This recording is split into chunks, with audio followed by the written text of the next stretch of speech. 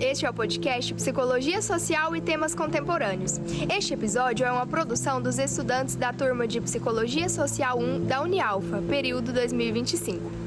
Somos da unidade perimetral, turma de quinta-feira noturno, e este episódio foi desenvolvido como parte das atividades da disciplina Psicologia Social 1, sob orientação da professora responsável, professora mestre Lídia Brelas. O nosso grupo é formado por Júlia de Lima Costa, Alice Kênia de Oliveira, Maria Eduarda Marques, Sara Gabriele Durães da Silva, Sara Regina Souza Fernandes, Danieval José dos Santos, Viviane Silva de Sena Oliveira. No episódio de hoje, vamos conversar sobre modismos e trends. Por que seguimos o que está em alta? Relacionando esse fenômeno da contemporaneidade com os conceitos e reflexões da psicologia social. Influência social e conformidade e o fenômeno das bets. A busca por pertencimento é algo natural e essencial no comportamento humano. Desde muito cedo, somos moldados pelo ambiente, pelos grupos os quais pertencemos e pela necessidade de sermos aceitos. Isso explica, em parte, porque seguimos o modismo, tendências e tudo aquilo que ganha grande visibilidade na sociedade. Quando algo se populariza, seja uma roupa, um estilo de vida, uma gíria ou até mesmo uma prática econômica, como o jogo de azar, chamamos de bets.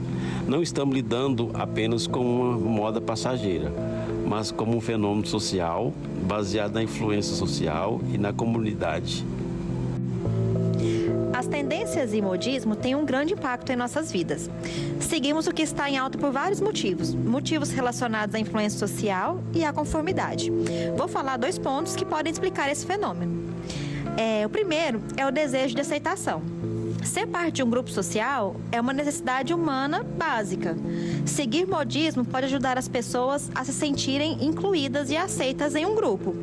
A segunda é a influência das redes sociais, que traz exposição, novas ideias, estilos, promovem o que é popular, fazendo com que nós indivíduos, adotem essas tendências. Conforme os pontos citados pela Viviane, temos também as normas sociais. A conformidade com as normas sociais é uma maneira de evitar o ostracismo. Quando um comportamento ou um estilo se torna popular, muitas pessoas sentem a necessidade de se alinhar a essa norma para não serem vistas como diferentes, além da imitação. A psicologia sugere que os seres humanos têm uma tendência natural a imitar o comportamento dos outros, especialmente aqueles que consideram modelos ou influenciadores. E isso pode ser uma forma de aprender e se adaptar ao ambiente social. Outro ponto é o sentimento de novidade. Modismos frequentemente trazem uma sensação de novidade e emoção. Adotar algo novo pode ser visto como uma forma de autoexpressão ou renovação pessoal. Outros pontos para serem abordados é marketing e publicidade. A indústria da moda e do entretenimento investe pesadamente em marketing para criar e promover tendências. Isso pode influenciar as percepções das pessoas sobre o que é desejável ou necessário. Outro ponto é a identidade pessoal. Muitas vezes, seguir tendências pode ser uma forma de expressar a própria identidade. As pessoas podem adotar o modismo para se alinhar com outro determinado estilo de vida ou subcultura. A questão é, quando que a influência vira uma armadilha?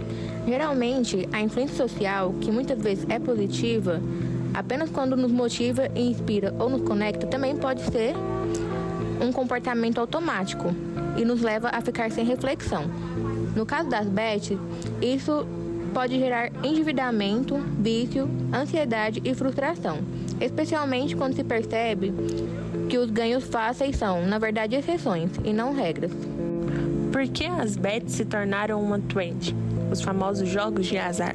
Hoje em dia, quando a gente abre o Instagram, ou liga no jornal, ou até mesmo no TikTok, a gente só vai falando disso. Os famosos jogos de azar, as famosas bets. Um dos pontos é a questão da ilusão do dinheiro fácil. As propagandas e os conteúdos nas redes sociais mostram ganhos altos, prêmios instantâneos e uma vida luxuosa, alimentando ainda mais a fantasia de que apostar é um caminho para se enriquecer facilmente. Outra questão é a pressão social e o pertencimento. Quando um grupo de amigos ou colegas ou até mesmo os influenciadores digitais estão engajados nas bets, surge o medo de ficar de fora, o famoso FOMO, Fear of Missing. Isso gera uma pressão, muitas das vezes silenciosas, porque para poder participar, não é nem tanto pela vontade, mas simplesmente pela necessidade de não se sentir excluído do meio social. A gente também vale lembrar também que há a questão da validação social. Porque para postar ganhos nas redes sociais, boletos pagos ou comemorar vitórias nas bets, se torna uma forma de receber uma aprovação, curtida e reconhecimento nas redes sociais, o que alimenta ainda mais o ciclo de influência. Que aí entra a questão dos influenciadores digitais, como a questão da Virgínia, né, que foi convocada para uma audiência, justamente por essa questão das bets, né? A gente pode notar essa questão aí da validação social, né, no ciclo de influência. Quarto ponto e último, a normalização do risco. Com tanta gente sendo influenciadas a jogar esses jogos de azar, acaba perdendo a percepção de que jogos de azar envolvem riscos muito altos. A prática se torna negligenciada, vista mais como uma diversão, de que é uma atividade que pode levar a prejuízos muito sérios.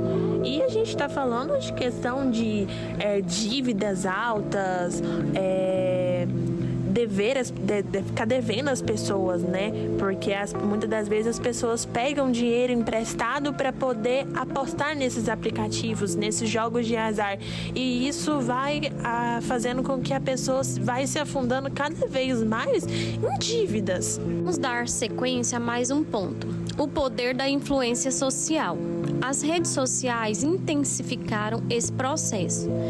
Vemos diariamente influenciadores, celebridades, jogadores, artistas e até pessoas próximas exibindo um padrão de vida supostamente conquistado, de maneira muito fácil, muitas vezes vinculado às apostas esportivas.